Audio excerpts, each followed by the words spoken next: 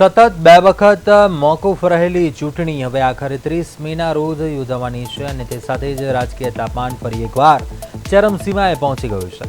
જાણે ચૂંટણી નહીં પરંતુ ફાઇનલ મેચ રમાવાની હોય તેમ તંત્રએ ચુસ્ત પોલીસ બંદોબસ્ત ગોઠવી દીધો છે.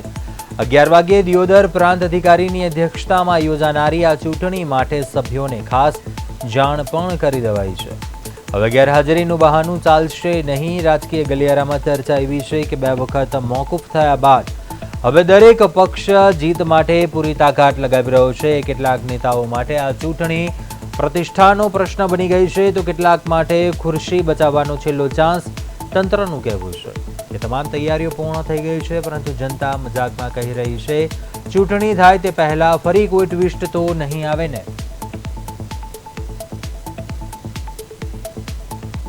પંચાયત દિયોદરની પ્રમુખશ્રી અને ઉપપ્રમુખશ્રીની વરણી માટેની જે પ્રથમ સભા છે એ આવતીકાલે તારીખ 30/5/2026 રોજ સવારે 11 કલાકે તાલુકા પંચાયત કચેરીના સભાખંડમાં યોજવા માટે સૂચના મળી આવેલ હોય તમામને આપના માધ્યમથી અને અમારા જે વહીવટી તંત્રના નિયમો અનુસાર જે વહીવટી કામગીરીના ભાગરૂપે જે નોટિસોની બજવણી કરીએ છીએ અમે અમારા તરફથી અત્યારે રવાના કરી દીધેલ છે.